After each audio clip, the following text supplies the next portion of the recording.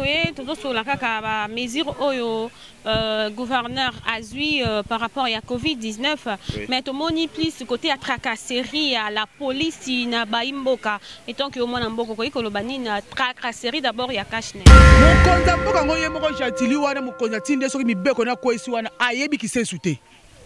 Ayebi kisensute akoma kisensute. D'abord on a ba policier na biso ba na rôle na bangote. Bato yozo ozo obligé ba respecter ba gestes barrières. Est-ce que bango bazo respecter biso? Bato ba policier nous on va ko souffrir biso. Ba mesure bazo ba cash ne oyo. Et ya nango gratuit. Est-ce que ba cash ne ba pesa na bato? Et le mois qui a 5 000 ce que commis amende commis 10 000. Les gens ne travaillent pas. Ba policier ba bomi ba la mi balé. Ba bomi ba la mi balé ah pour la nini le cash ne.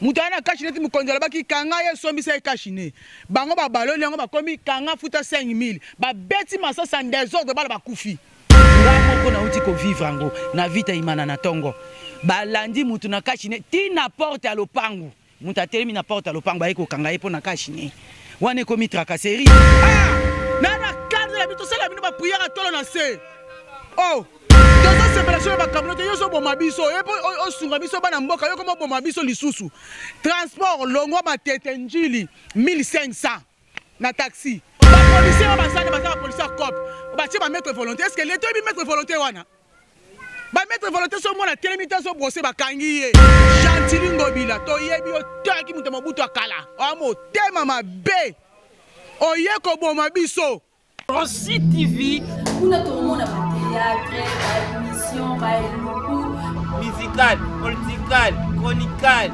sportical, karatécal, news TV. Très heureuse de vous retrouver devant vos postes téléviseurs, mesdames et messieurs. Bonjour, bienvenue dans ce nouveau numéro de Tolo Banati Namboka, une émission socio-politique présentée par Doriane, la fille intelligente. Et merci à Judeka derrière la caméra, assistée par Mira Kindi. Merci à vous, amoureux et amoureux de l'émission Tolo Banati Namboka. Mesdames et messieurs, nous allons pour vous informer. Toujours vous informer, c'est notre devoir. Et aujourd'hui, nous sommes dans la commune de Kisensu oyo tokiti pona kosola na baimboka na ba mesure oyo ezwami et pas ya gouverneur de la ville de Kinshasa à ne pas oublier tous en la troisième vague ya Covid-19 au lobby variant indien o ekotaki makasi na mboka na biso ba mesure ezwamaki nango et depuis hier ba mesure on sous bakisami et population aleli bande kwa moto ba kolela bande ko o basaka na ba transport ba kolela parce que on a diminué des gens mbongo exact et puis encore un problème de tracasserie à Kachne to moni ba policier ba kimi ba poste na bango chaque policier a comme ko luka coin pona ko tracasser ne balobaka ko tungisa ba imboka tozana commune ya Kisensu to eko soana ba imboka ma matali mboka na biso parce que tozala ka wana pona ko cette émission est approche la population parce que comme on dit c'est socio-politique tous côté nandaku ya baï politique qui opposé bon ba question na maïma koleka na ba différentes communes comme je dis je suis avec Jideka qui est derrière la caméra assisté avec Mira Kindi na bangonde tokola kisabino molai ya émission oyo suivez les différentes interviews et tokozonga tout juste après pour clôturer cette émission suivez Mbote comment on a Roger? Papa Roger, toye todo sur la kaka ba mesure oyo gouverneur azui par rapport à Covid-19, oui. Mais tout moni plus côté à tracasserie à la police na baimboka et tant que au moins mboko ko ikolobani na tracasserie d'abord ya kashne. Bon. Mokonza mboka azaka pona ko battre la population. Mais au bango ba osala eza susu ko battre la té. Bazo baby sande, bazo boma kutu plus pire. Vous savez, et l'on reconnaît ça à Mobutu Zaranine. Atiki population na maboko ya basoda, bilanga na bino civil. Et l'on liboso bana okwe sa Mobutu yangwana. Soda obimana nzela, l'on batindi bilanga na civil, a rosa n'importe quoi. Yangwa ba on peut bazongi ka même eloko wana. Policier a kokanga mutu azumbo wana atie na poche na ye. Mbongo wana oleke na kesa l'état ezokota na ba poche ya bato. Tu vois? Qu'on respecte les gestes barrières, c'est bien bon. Mais, bateau yozo, obligé de respecter les gestes barrières. Est-ce que bango bazo respecter biso? Regardez là-bas, tout autour de toi. Regardez, ça c'est quoi? Est-ce que c'est le gouvernement? Mais bah ça la ti, bah biso to respecter les gestes barrières. Et ça dans le sens. Et ça les kamouya réciproque, yo respecter, nga peine respecter yo. C'est ça. Hein? Transport, yo moko na gouvernement ça na ba transporter. Ozo faire limiter ba transport. Pona koma j'ai souffert.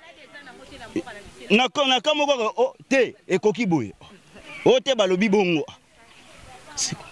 Bimisa pe mituka ya yo moko tiana ba balabala po emeka ko seconde bato. Yo zana na mituka te. Soki ba transport ça nango pe limité. Et comme rappel na bisika nyonso te. Tu vois? Ba meka un peu ko revoir ba mesure wana bango bazui. Et le mois qui na 5 000 siko commis amende commis 10 000. Les gens ne travaillent pas. Ba maman ba débrouiller rapport na biso ko lukela biso mo matembel. Ba komi même ko banga kutu ko kende ko luka mo matembela ngo pa nini azoka akanisa nini. Fona ye azaka ngo tsamu ya 5 000 azoke soma matembe bakanga ye po akeno futa 10 000. Capital na ye zaka 5 000. Bakanga ye akeno futa 10 000. Vomia fa na ndako. Siko bozo ko appauvrir bato to bozo luka bato ba émerger. Il y a tant de mesures. Ba mesures eza nango ebele. Ezaka kateke no kanga mutu sa yango na ebisio. Et loko ko esaka Mobutu à l'époque, ezaka po atikaka ba soda bilanga na bino population. Yango na loko bana ko esa Mobutu. Yango ezozongela susu. Mbote papa. Mbote. Monio awa na kisensu to ko solara matali ba mesure oyo tata makonzi ekolo azui tozo solara ba mesure wana et puis tracasserie policière ba policier batiki ba poste ba komi ko tambola un peu partout pour na ko trouver population étant que au mona mboko ko ekoloba nini na maema elo na ko koloba na ba konza mboko eza boye ba mesure bazozwa d'abord on a ba policier na biso ba yeba na rôle na bango te policier ya ngambo Brazzaville nda yebi rôle la policier mais oya biso ba policier baza ba délinquant bolimbisanga na terme na fingité mais ba yebi rôle na bango te parce que policier rôle na eza ko sécuriser population na ba bien na ye ba salela kango na nous tende ezana ba mesure bazozwa ba cash ne oyo et ya nango gratuit est-ce que ba cash ne ba pesa na bato donc bo bandi ko manipuler population bo ko manipuler ka biso ti jusque quand titango nini donc toko sepela katane logo moko te na mboko na mai passe kolia passe courant passe donc ekomika ba forage donc eloko monsieur salaka suti donc cash ne oyo balongoli 5 000 ekomi 10 000 donc ezala kwa bo livrer na bino population hein na maboka ba policier basala na bango nyonso nde dana est-ce que bango ba yeba te ti bazwaka ba mesure wana do ba livrer nde peuple na maboka ba policier à la ligne où vont les choses suka nango ko yanini policier bana ko boma biso ya biso pe to kotala bongo te to ko chape maboko po tango to ko mona que trop c'est trop po to si to lemba na biso nzala ko ti to lemba donc mboke koma nango donc intérêt ya bango to fotaka bango bakendaka kuna bavandi na basi na bango na bana bango bazalaka bien batangisaka bana na bango na bapoto bana bango lobi lusu baya kokonza bilusu bana na biso lisusu donc biso tozana eloko te na mboko tozaka na eloko te biso peuple alors basilisa biso baboma biso nyonso ba gouverner ba nzete po mutu aza mutu tango yozo gouverner mutu faut yeba ba droit na ye dozana ba devoir na biso oyo bango esengeli ba accomplir bango baza ba papa soki yozo accomplir devoir à mwana te parce que mwana ko mono que yozo papa moko inutile c'est pas la peine que to sala na yo donc moni l'état na biso tina moko ya l'état eza nango te po yebi ko respecter ne peuple te ba droit ya peuple tozo mona policier na ngambo Brazzaville civil azangi cash ne policier koti liboko na poche ake ko sombela mutu cash ne apesi. Voilà un policier a instruit. Les policiers sont instruits. Donc, les gens sont délinquants, voyous, ils sont dans la police pour agresser. Les policiers ont un rôle. Donc, le rôle de Mokondamboka, papa Mokondamboka, Bisiko Vandi, Okoyo Kangani Nazolo Baboyi. donc mboka ese pola lokola mboka ese pola donc mentalité ya ba congolais c'est beba na nyonso en tout et pour tout donc talent full tala full boy est-ce vraiment vie ya mutu pene ko sala boy na full bino mo pe bokolongola full tokolongola ngondeni na moyenne est-ce que zana ba nini public ba poubelle publique ça parce que nous connaissons tout en niveau sala net ne ba lobiko DD na ban on n'en disconvient pas parce que DD bon chauffeur wana affaire ça combien pas patron na ye akeno ko sa patron na ye ni tant bino bo chede ozo mona teke bozo bakisa ka passe likolo passe donc eloko moko ezana ngo ya ko simplifier bolinga bo bakisa donc bino bolinga na bino peuple te bino pona bino ezaka basi na bino mabota na bino famille na bino bo se retrouver ka peuple atazo kufa na pas na bino et le rabino le côté et ça ne va pas rien ça ne vous fait absolument rien toza ba créature ya nzambe ata bino bozo sala biso boye boye ba ke nzambe na likolo azali bokoleka ne sambiselo bozo juir na sena mokilo oui c'est bien bo sepela mais rendez-vous éternité. Rendez-vous éternité. Nazolo bayango boba konjamboka bozoyoka chef de l'état ozoyoka rendez-vous éternité parce que tout ça ba créature nzambe nzambe lokola kela biso atinda biso na mboko biso to sala choité poto botama na Congo toza na richesse mais richesse yango ya maloba ezalo kwa mutu ana sac ya mbongo na mutu azolela nzala mpuku na kati ya sac ya nguba aliaka nguba te aolela nzala nde biso ba congolais donc intérêt zaka bino donc bosala gâteau na bino hein donc bino kaka nde bozo jouir ka na mboka ngo donc Congo eza nde ya bino eza c'est pas pour tout le monde c'est pour une clique moko ya batu basala baliaka mbongo Congo non ce n'est pas ça. Merci beaucoup Ndeko, fidèles internautes, on continue kaka na émission na biso. Tolobi pourquoi les policiers ba ko compliqué ba imboka na matali kashne. Bandeko musu ba ko parce que baza bien payé ba musu baza na ba matricule te ba gagner comme moutier, voilà pourquoi ceux qui moi mesure moi ko ezwami bazo nyokola ba imboka parce que bango moko pe baza payé, bango moko pe ba futa maka malamu te tozo continue kaka na émission na biso. Tombo te papa? Mote mingi. Kombo nani? C'est Santos, hein? Santos Jean-Pierre. Papa Santos Jean-Pierre, toto sur la kaka matali ba mesure oyo tata mokonzi ko la zui. Ma please par rapport à la tracasserie à la police, tout moni la police a tiki poste na e akomi ko tambola un peu partout pona ko kanga ba imboka na matali kashne. Et donc au mona mboka na matali d'abord tracasserie ko loba.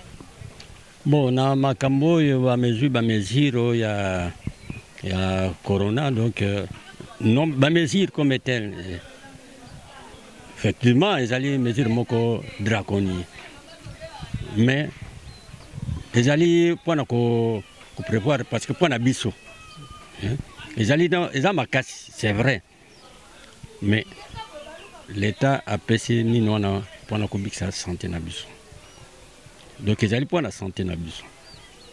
Ako le baquet, on laisse tomber, mais tant que tu as bisoka battu bosso, ah, l'État a salé le côté. L'État a salé le côté. Or que photos à disposition, on a ton dima. Malgré ça, mais il faut tout accepter. La police ko nyoko la ba imboka faut mutu na mutu sala musala na comme il faut ba imboka mutu ana ba droit pe ba devoir ceux qui mobe ko pesami et que ba tu pe ba ko tosa mais est-ce que ko pesa ndingisa na mutu la police to na policier akoma ko tambola pona ko kanga ndeti na nko et comme la shida non effectivement parce que les rois n'a faut ba veiller sur ça parce que dérapage et salade s'il s'agit que y a après c'est pas mesure de kanga mais faut quand même baser na ba poste na bango yo ba pesi le bango comme ça ce qui mutua na za ah là maintenant ba ko interpeller mais net que peut-être batambola na ba balabala bien non là non nous ne sommes pas d'accord mais et là que to senga sur nous pour que ça faut tout accepter banani wana faut tout respecter ba mesure mesure nyoso ya nani ya na wana. Mbote mama. Mbote Tomoni awa tokosola kaka matali ba mesure oyo tata mokonzi ko la zui surtout na matali transport ekomi pasi bandeko pe a moto ba kolela ba ekomi mutu moko et puis la police musala na ye azosala ngo elongo banité atiki poste akomi kotambola partout comme le la chida la police et tant que omona mboko ko koloba nini kona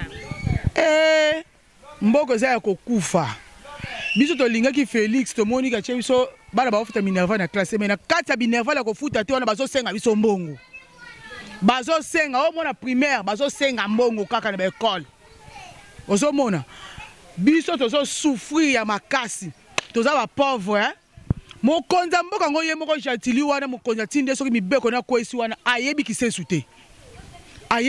te akoma kisensu te ayebi ta ndenge mamatana kisensu ndele kisensu ezalaka te tozo souffrir batila biso ba policier ni on ba ko souffrir biso so policier na mini cho bana mibale ba kufia ba bomi ba policier ba bomi bana mibale ba bomi bana mibale awa pona nini le cachine mutana cachine ti mukonjola baki kanga ye sombisa e cachine bango ba baloli yango ba komi kanga futa 5000 ba beti masasa désordre bana ba kufi tolingi lisusu mukonzi to so ninga na biso su yote tozo séparation ba communauté yo so boma biso e o sunga biso bana mboka yo komo boma biso lisusu transport longwa matete njili 1500 na taxi tracasserie soki bakangi na nzela bakangi basuksi ba chauffeur wana komi demi terrain 1000 francs kokene ka njili po ma 2000 biso ki sese kokene matete ni lemba 3000 transport komi pasi ba police bazo boma biso ba roulage bazo boma pe mboka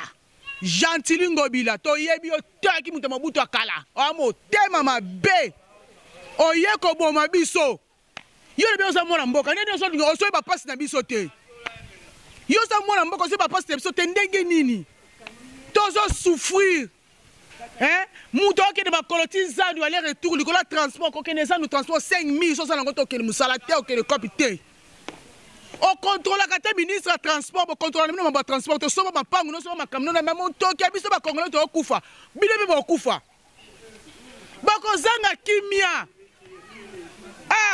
na cadre la biso sala bino ba prière tolo na se tala biso ki se so bukana ma ezate courage ate viole leki makasi bazo viole bana molili ba police bazo ko boma biso ba beti masasa ndeso de ba mbale ba kufi